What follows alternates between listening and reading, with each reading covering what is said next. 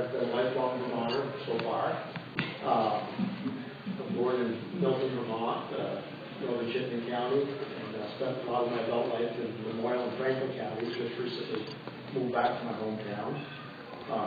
Been a home builder for years, done carpentry and new homes and remodeling projects, so I've kind of familiar with property and real estate. And I just wanted to thank you for inviting me here today to speak. I've been to a lot of public meetings over the years, and usually they like it a lot better if I don't speak. So I will try to be relevant and keep it brief. So we'll record it for you and show it over and over again. Okay. I do have to say it's a pleasure to be in a room full of people who love liberty. And I mean that very sincerely. I was born quite a long time ago, in 1959. So when I was a child and a young man growing up, every room I was in was filled with people that love liberty. It was kind of a given. That was just part of being an American, part of being a Vermonter. So I guess we kind of took it for granted. And we see what happens with things that we take for granted. We tend to lose them. So it's nice to see that there are still people that love liberty. I'm here representing Citizens for Property Rights, CPR we call ourselves. And just to give you a little background, CPR was founded in 1989 in response to a law that was pushed through by the Clinton administration. It's called Act 200. The governor at that time noticed that Vermonters didn't do a lot of planning. Some of us had the audacity in certain towns to just kind of have free towns and allow people to do whatever they wanted with their property that they had worked hard to purchase and own. And they didn't think that was a very good idea. So the state passed a law that every town should have a plan. That plan should have to be approved. In order to be approved, it needed to conform to the regional plan. And every region needed to have a plan. And in order for that to be approved, it had to conform to the state master plan. Does this sound familiar to anybody? This kind of thing? A lot of people, citizens in Vermont, didn't think that was a very good idea. So they got together and formed this group to fight Act 200.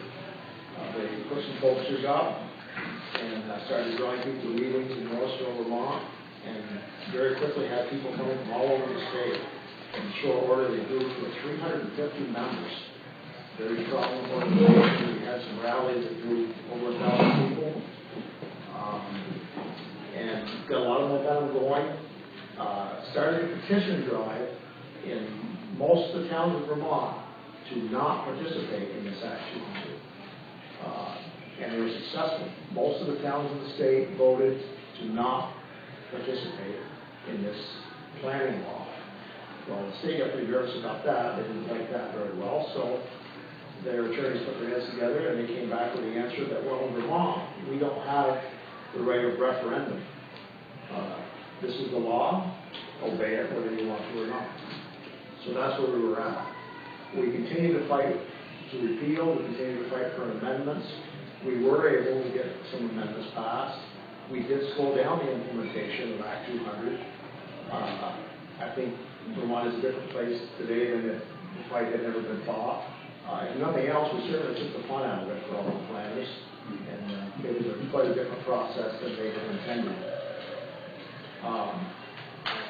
The group stayed together and worked on many of the other assaults on our property rights over the years. The heavy cut bill that told landowners what they could do with their forests, the new septic rules a few years ago that gave state universal jurisdiction over all your septic systems and all your water wells, numerous other bills, right up till the latest this year, the battle went on over shoreline protection, which wants to make every decision that a person who owns lakeshore property wants to do with their property, wants to make that Agency of Natural Resources decision, and everything will need a permit.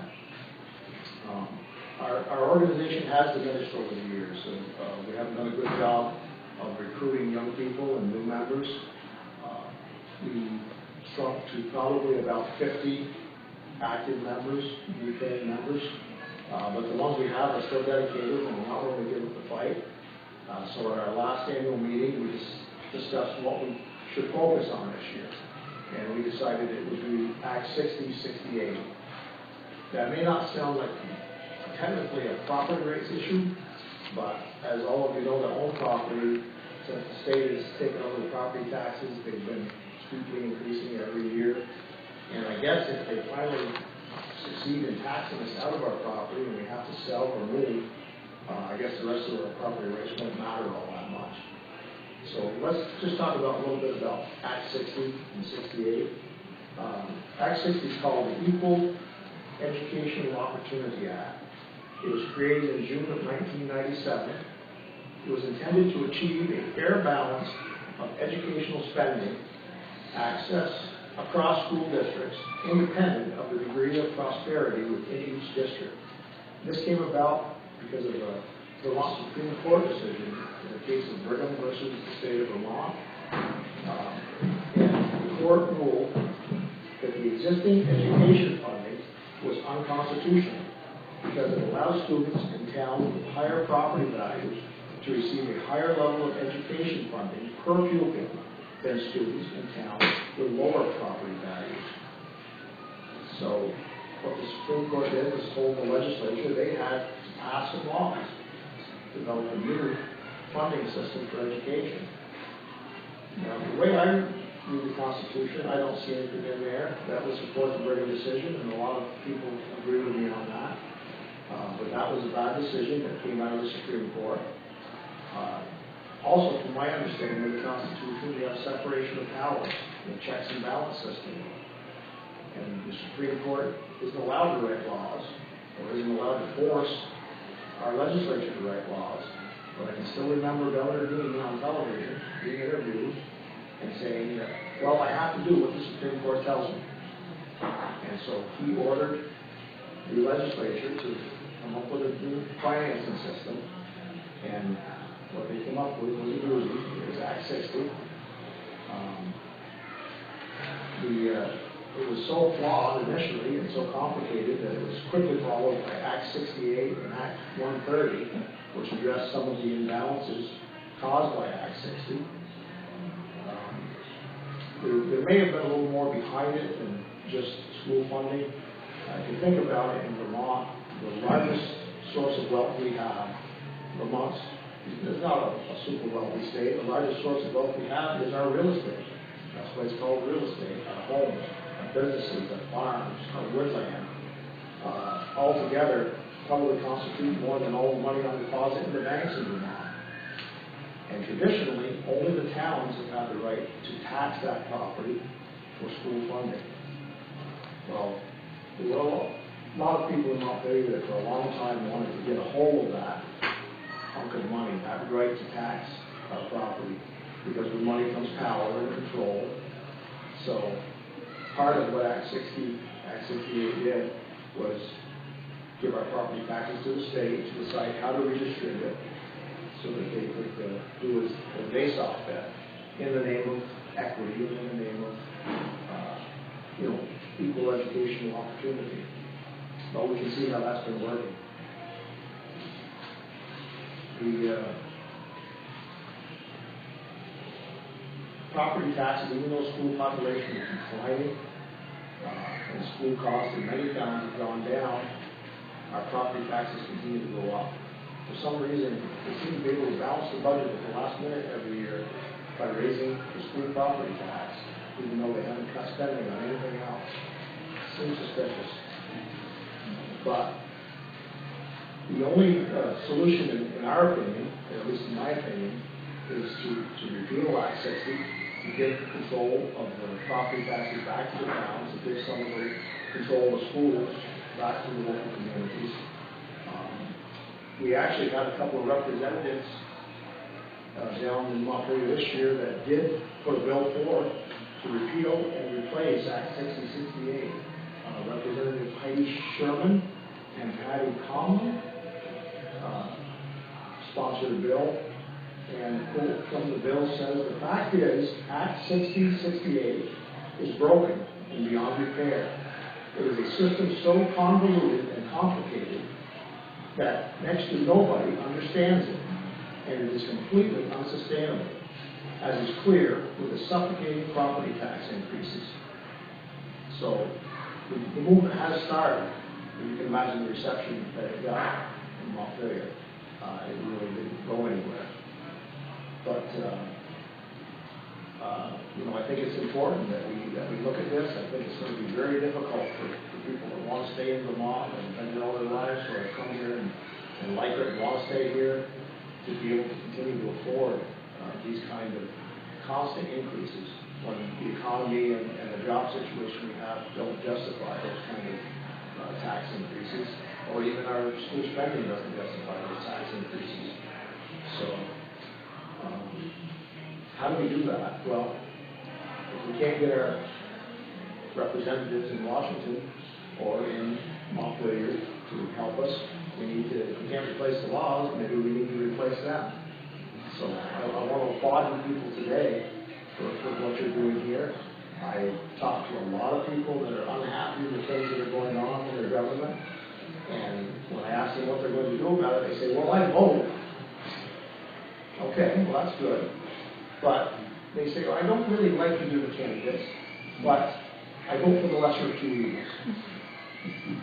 The only problem with that is the lesser of two evils is still evil.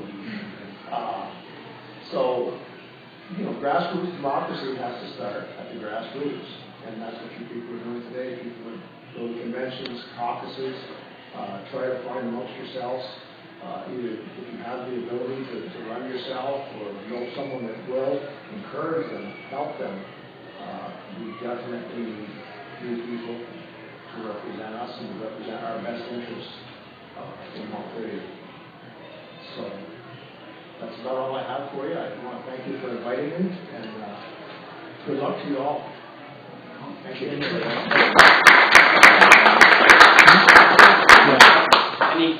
So let's have some questions, and would you mind taking some questions, Leroy? Are there any? Does anyone have any questions or would like some clarification on Act 60? Has there been any lawsuits that challenge the validity of the law of the premises? Not that I'm aware of, not yet. Because I think the fear is because it was a Supreme Court decision, and as far as I know, we still have the same judges sitting on the bench at the Supreme Court, that it would probably be difficult to overturn that. Good question. Any other questions? Can I make an observation? Yes, sir. I'm Hillary Cook. I'm from Brattleboro, but I served on the Newfane School Board when Act 60 was enacted. And I'm just a regular working person who wanted to do their civic duty. I quickly realized that if our supervisory union didn't have a black belt in Act 60 funding, we were going to be the ones who come up with the short end of the stick. And that was the day that local control was damaged, was relinquished to the state? Yeah, we take what you were saying. We have runaway costs in school funding. But if we look at our municipal budget, we see that it has gone up, but has been frugal.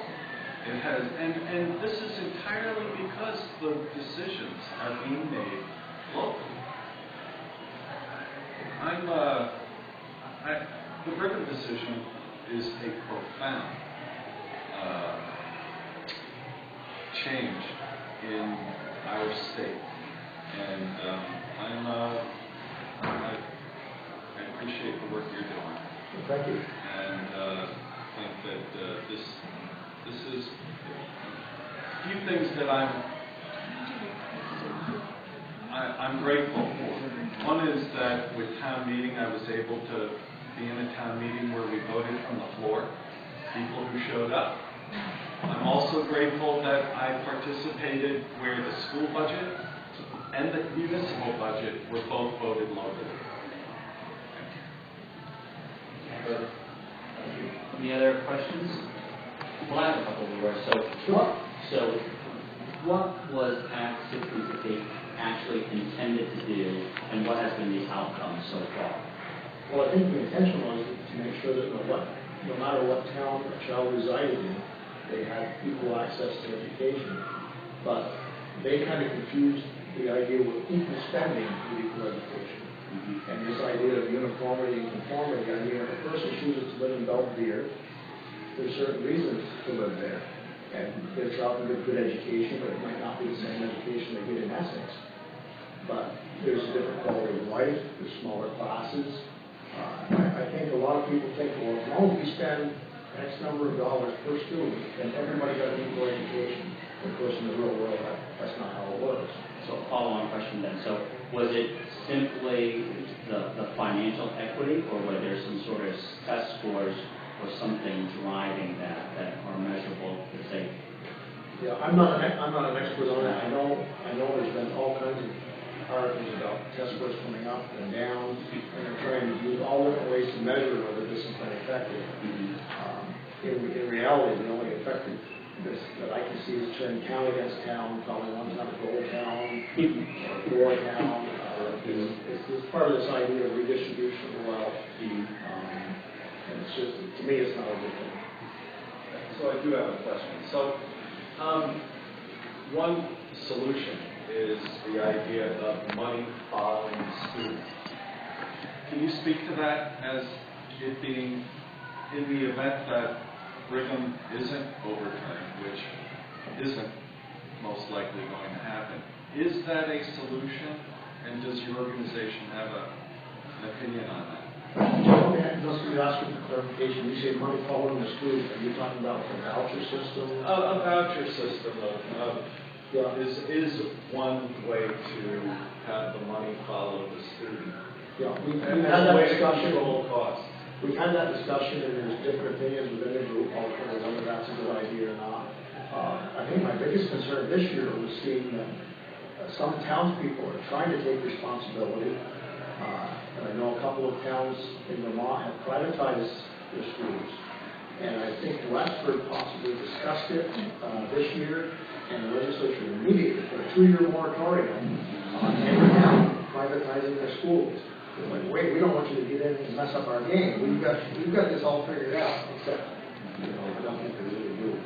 So I don't have the answer to that, but if it doesn't go away, I think at least if there are bills in the legislature to repeal and replace this act, at least the discussion will begin and people will start to look for a better way.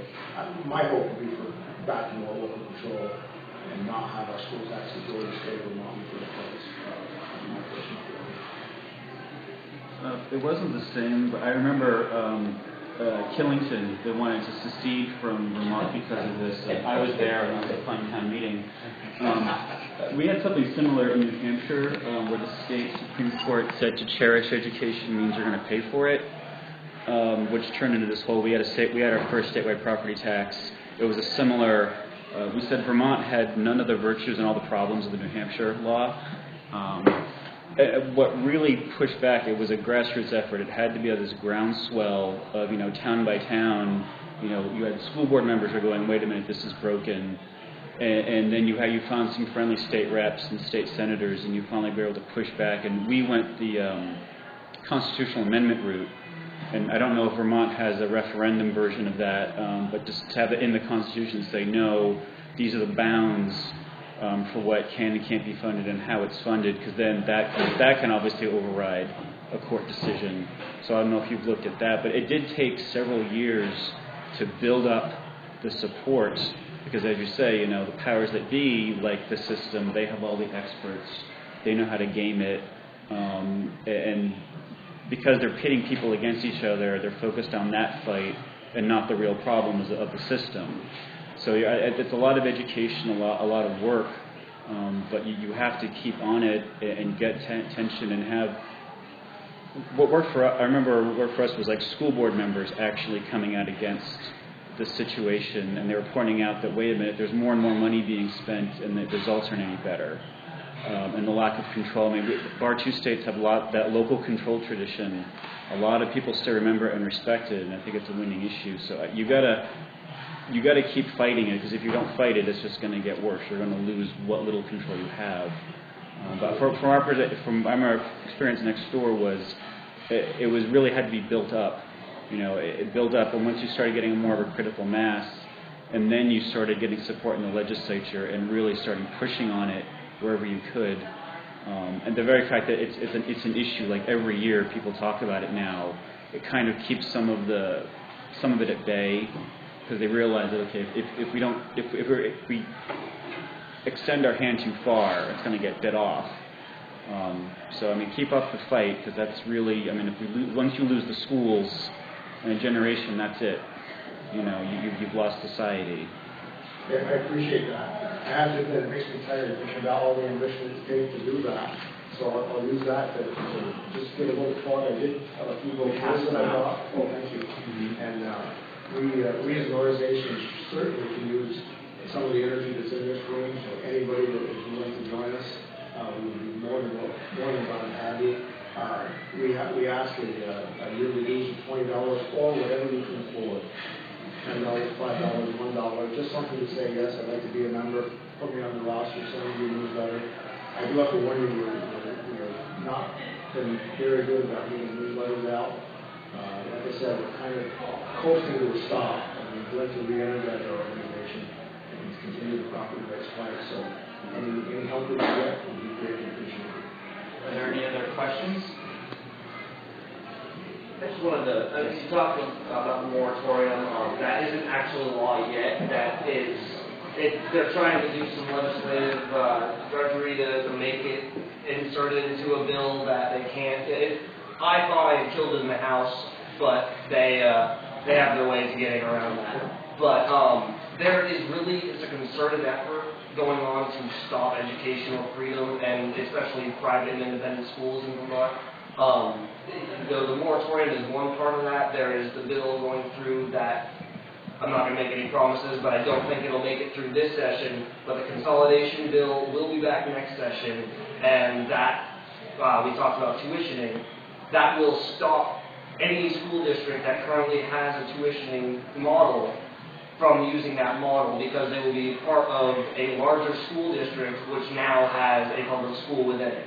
So they're trying all these different things, and they're all going to really work together to say, no, you can't go to an independent school, no, you can't go to a private school, no, you can't choose where you go to school at all. Thank you for that. I didn't know all that. Appreciate it. Any other questions? And what about the push to get the kids in even earlier? Scary. That's what's been in the news, the pre-K, and there's been a constant news barrage the last week and a half of Vermont kids are not ready for school when they're 5 years old. It has been an insane media blitz over the last couple of weeks. Well, if they could just get them from the cradle, they could be trained properly. They wouldn't end up in a room like this trying to discuss options. Another question in the back, sir? Yeah, I was wondering what the difference between Act 60 and Act 68 is. It's such a convoluted law, they can't even decide what to call it. I guess from what research I did, my understanding was Act 60 was the name of the original law, which was a huge bill with a lot of problems. And Act 68 was immediately passed to try to correct some of those problems. So it's just commonly referred to as Act 60/68. It all amounts to whatever is currently on the books for the education finance law. And one thing about that, Act 60 was passed under Democratic control, and the Republicans, when they got control, rather than trying to repeal Act 60, they tried to fix Act 60 with Act 68, and that's why maybe it's just a more convoluted and messed up. Yes, sir. Just a comment. The income sensitivity part of the bill disincentivizes anybody sharpening their pencil and looking at a budget. Yes. It's a really bad part of the bill. You can't pay more than 5% of your income in property taxes, and so if you live in a house that has, if you're sort of poor, there's no incentive to not vote down a budget. That they convince people that rent that they don't pay property taxes. Right. It's kind of absurd. Yeah. And the other thing,